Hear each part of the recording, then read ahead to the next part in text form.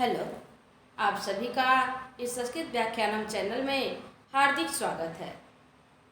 आज मैं इस वीडियो में आप लोगों को प्रत्यय प्रकरण में प्रत्यय के बारे में बताऊंगी। प्रत्यय किसे कहते हैं, इसके कितने भेद हैं, ये शब्द में कैसे लगाए जाते हैं, इन सारी चीज़ों पर हम चर्चा करेंगे। तो आइए देखते हैं प्रत्यय किसे कहते हैं।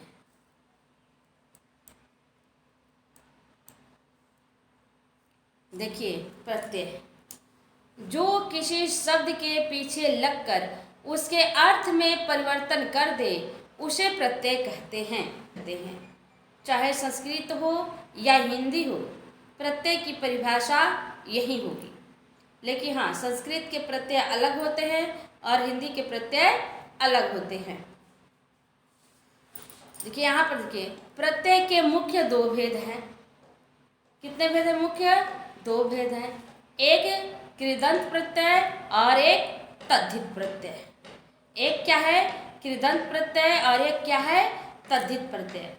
कृदंत प्रत्यय जो है धातु में लगता है।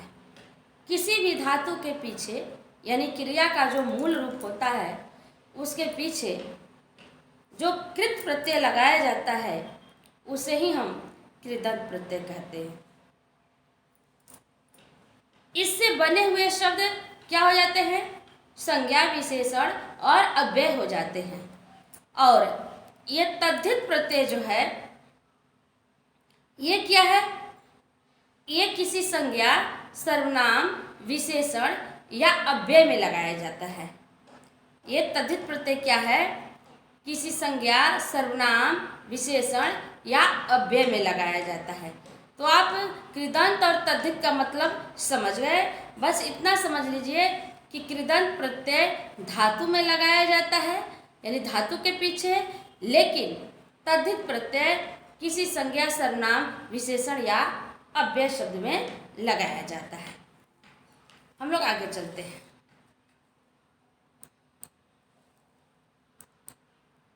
अब देखिए, मुख्य रूप से तो दो भेद हो गए, एक कृदंत और एक तद्धित। लेकिन अगर हम इस तरह से देखें इसके प्रकार को तो 5 प्रकार के प्रत्यय हैं। एक है सुप प्रत्यय, सु व जस, जिससे शब्द रूप बनाए जाते हैं, से रामा, रामो, रामा, है ना, उसमें क्या लगा हुआ है? सु व जस। तो ये सारे प्रत्यय हैं, तो उस क्या कहलाते हैं? सुप प्रत्यय कहलाते हैं। और तिंग प्रत्यय, यह धातु में लगाया जाता है यानी क्रिया के मूल रूप में लगाया जाता है। जैसे ती, ता, अंति, सी, थ, ये तिंग प्रत्यय कहलाते हैं। तो ये जो शब्द रूप और धातु रूप ये क्या बनाता है? सुप प्रत्यय शब्द रूप, और ये तिंग प्रत्यय क्या बनाता है? ये धातु रूप बनाता है। लेकिन यहाँ पर कृदंत प्रत्यय है तो यह भी क्या होता है कि यह भी धातु में ही लगाया जाता है यानी क्रिया के मूल रूप में ही लगाया जाता है। लेकिन ये तिंग प्रत्यय जो लगाया जाता है क्रिया के मूल रूप में, तो इससे जो है क्रिया ही बनती है यानी भिन्न भिन्न काल की क्रिया बनती है। लेकिन यहाँ पर जो कृदंत प्रत्यय यानी कृत प्रत्यय जो लगाया जाता है तो इससे क्या होता है कि इससे संज्ञा, विशेषण और अव्यय बनते हैं और कहीं कहीं क्रिया भी रह जाती है। ठीक है। और तद्धित प्रत्यय जैसा कि मैं ऊपर भी बता चुकी हूँ कि तद्धित प्रत्यय ये कोई संज्ञा हो, विशेषण हो, अव्यय हो, इन सब के पीछे लगाया जाता है। और एक है स्त्री प्रत्यय। यह स्त्री प्रत्यय किसी भी पुल्लिंग संज्ञा पद को यानी कोई भी जो है पुल्लिंग संज्ञा पद है तो उसको स्त्रीलिंग बनाना है तो स्त्री प्रत्यय का प्रयोग किया जाता है। तो इस तरह प्रकार की दृष्टि से ये 5 हो गए हैं। आइए हम लोग एक एक को समझेंगे। अब एक एक में यहाँ पर हम सुप और तिंग प्रत्यय को नहीं बताएंगे क्योंकि ये शब्द रूप और धातु रूप है जिसको कि हम पहले बता चुके हैं या और किसी वीडियो में बताएंगे। इससे शब्द रूप चलाया जाता है और इससे धातु रूप। हम यहाँ से शुरू करेंगे कृदंत प्रत्यय। तो आइए हम लोग कृदंत प्रत्यय को देखते हैं। कृदंत प्रत्यय हम किसे कहते हैं?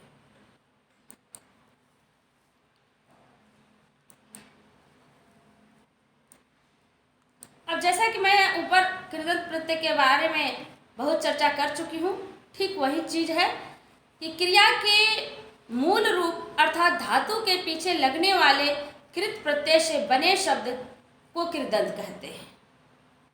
ये कृदंत की परिभाषा हुई। इसे धातुज या कृदंत प्रत्यय भी कहते हैं। इससे बने शब्द संज्ञा विशेषण या अव्यय हो जाते हैं। जैसे देखते हैं,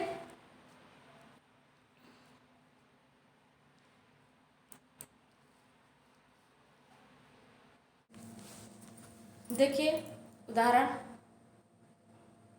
लिख धन ऋबुल लेखकः एक संज्ञा पद है, यानी धातु में जब यह प्रत्यय लगा तो यह धातु क्या हो गया, एक संज्ञा बन गया।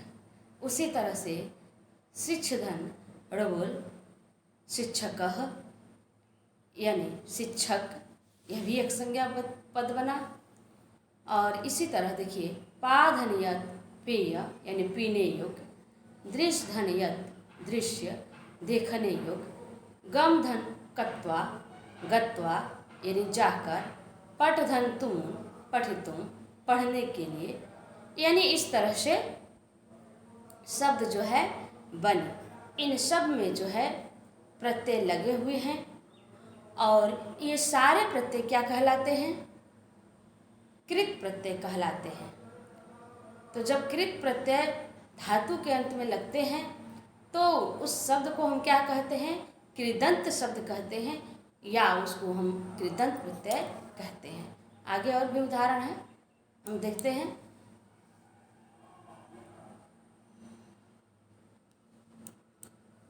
देखिए, गम धन अक्तः गतः, तो यहाँ पर देख रहे हैं आप कि यहाँ पर क्या है, क्रिया ही रह गई है। पठ धन अक्तः पठितः यानी पढ़ा गया, भूतकालिक क्रिया जो है यह बन गई है। प्रयोग की दृष्टि से इसके कई प्रकार हैं। प्रयोग की दृष्टि से इस कृदंत प्रत्यय के बहुत सारे प्रकार हैं। कत्वा, ल्यप, तून, सत्री, सानच, यत, ण्यत इत्यादि बहुत सारे प्रत्यय हैं। ठीक है, एक एक करके धीरे धीरे सारे प्रत्यय को समझेंगे। अभी आज हम लोग कत्वा और ल्यप प्रत्यय को समझने जा रहे हैं। कत्वा बहुत जल्दी से कहेंगे, क भी आधा है और त भी आधा है, तो क्या कहेंगे हम, कत्वा। और ल आधा है तो क्या कहेंगे, ल्यप।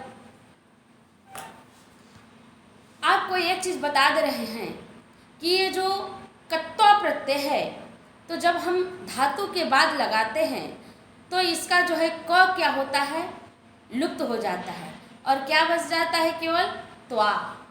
क्या बच जाता है, केवल त्वा। और जो यह ल्यप प्रत्यय है, इसको हम जब धातु के पीछे लगाते हैं तो ये जो ल है आधा और इधर जो है प आधा है, यानी हलंत वाला प है, तो इन दोनों का लोप हो जाता है और बीच में क्या बचेगा, केवल य। केवल क्या बचेगा, य। तो केवल इसमें य बच जाता है। आइए हम लोग आगे देखते हैं।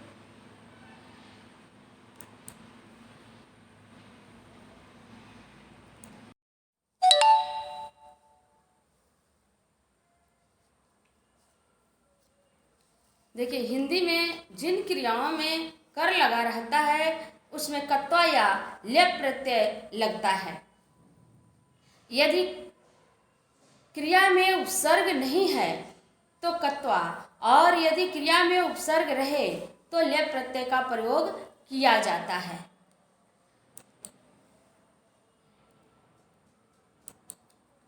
तो आप लोग समझ गए कि जब क्रिया में जो है कोई उपसर्ग नहीं रहेगा तो कत्वा, और उपसर्ग रहेगा तो ल्यप प्रत्यय का प्रयोग किया जाएगा।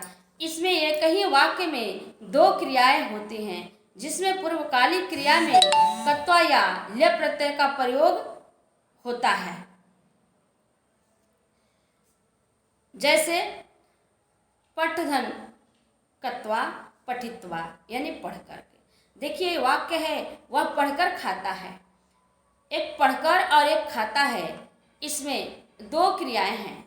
तो पहली क्रिया पढ़कर है यानी कत्वा प्रत्यय इसी में लगेगा। तो यहाँ पर देखिए सह पठित्वा खादति, जो पहली क्रिया है उसी में कत्वा प्रत्यय लगा हुआ है। और ये भी ध्यान देना है कि पठ के पहले कोई उपसर्ग नहीं है, इसलिए यहाँ पर कत्वा हुआ। यदि उपसर्ग रहेगा तो कत्वा नहीं बल्कि कौन सा प्रत्यय हो जाएगा, ल्यप। किसी भी धातु के पहले जब कोई उपसर्ग रहेगा तो वहाँ पर कत्वा नहीं बल्कि ल्यप प्रत्यय का प्रयोग किया जाएगा। ठीक है, आगे देखिए उपधन विषधन ल्यप, उपविश्य। क्या हुआ, उपविश्य। उपविश्य माने होता है बैठकर। देखिए वाक्य है राजा आसन पर बैठकर देखता है, तो देखता है और बैठकर दो क्रिया है। तो पहली क्रिया है बैठकर यानी पूर्वकालिक क्रिया है, यानी प्रत्यय इसी में लगेगा। तो यहाँ पर देखते हैं कि नृपः आसने उपविश्य पश्यति, जो पूर्वकालिक क्रिया है उसमें ल्यप प्रत्यय लगा हुआ है। और यहाँ पर ल्यप प्रत्यय क्यों हो गया, तो आप देख रहे हैं कि विष धातु के पहले उपसर्ग है। तो जब धातु के पहले उपसर्ग रहेगा तो कत्वा नहीं बल्कि कौन सा प्रत्यय होगा, ल्यप प्रत्यय। इसलिए यहाँ पर ल्यप प्रत्यय का प्रयोग हुआ है। आगे देखिए हम कत्वा प्रत्यय के कुछ उदाहरण को बता रहे हैं। जैसे देखिए गम धन कत्वा गत्वा यानी जा करके। जैसा कि मैं पहले बता चुकी हूँ कि कत्वा प्रत्यय में क का लोप हो जाता है, केवल त्वा बचता है। आप देख रहे हैं केवल त्वा बचा हुआ है, यहाँ पर गम में म का भी लोप हो गया है, तो गत्वा ऐसा। आगे चलते हैं हम लोग। लिख धन कत्वा लिखित्वा। यहाँ पर देखिए यहाँ पर लिख में ई का आगम हो गया है तो लिखित्वा। क का क्या हो गया है, यहाँ पर लोप हो गया। इस क का क्या हो गया है, लोप हो गया, यानी क को हम समाप्त कर दिए हैं, हटा दिए हैं। वध धन कत्वा वदित्वा, सब में देखिए क का लोप हो जा रहा है, क्यों, त्वा बस रहा है। हस धन कत्वा हसित्वा यानी हंसकर। पच धन कत्वा पचित्वा यानी पकाकर। दृष्ट धन कत्वा दृष्टवा यानी देखकर। यहाँ पर ई का आगम नहीं होता है बल्कि जो का त्यों रह जाता है, लेकिन क का लोप हो जाएगा। निधन कत्वा नित्वा यानी लेकर।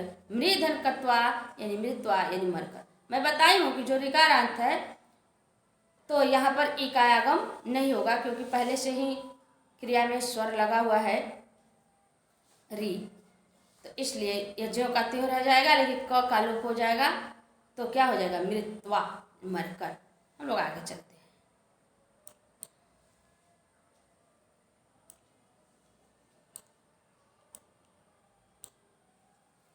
देखिए क्रीधन कत्वा कृत्वा यानी करके। अस्थाधन कत्वा स्थित्वा ठहर कर। दाधन कत्वा दत्वा यानी देकर। भूधन कत्वा भूत्वा यानी होकर। ज्ञाधन कत्वा ज्ञात्वा जानकर। क्रीधन कत्वा कृत्वा यानी खरीद कर। हन धन कत्वा हत्वा यानी मारकर।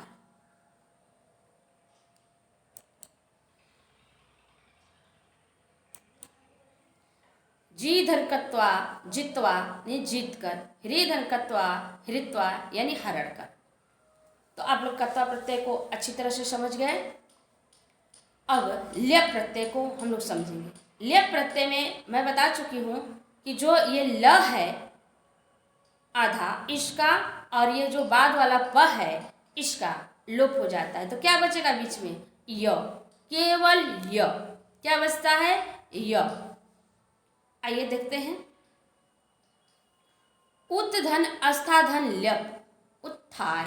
देखिए य बचा हुआ है, क्या हो गया है, उत्थाय। यहाँ स का भी लोप हो गया है और यहाँ ल और प का भी लोप हो गया है, तो क्या हो गया है, उत्थाय यानी उठकर।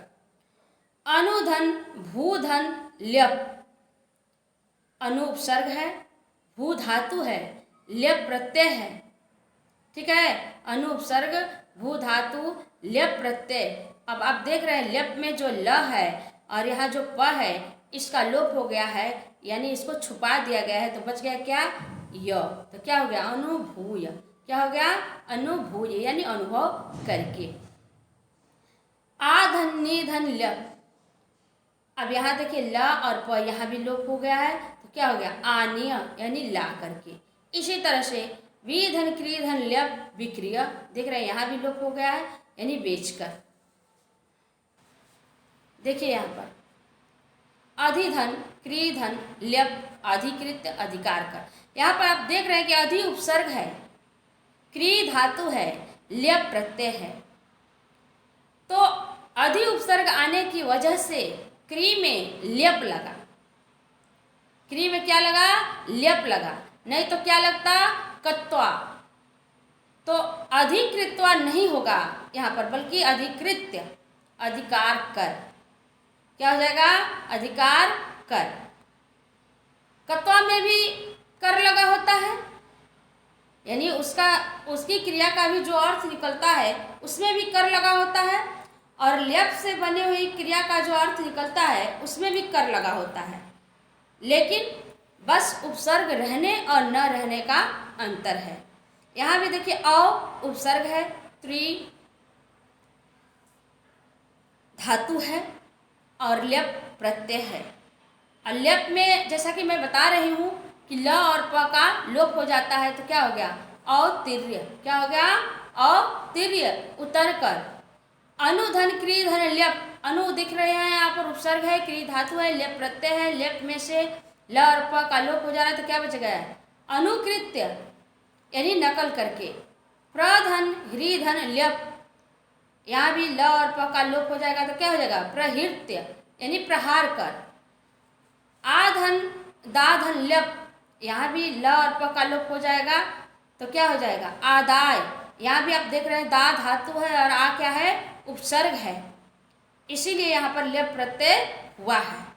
तो ये आधन दाधन ल्यप से क्या बना, आदाय, क्योंकि ल और प का लोप हो गया, यानी लेकर के।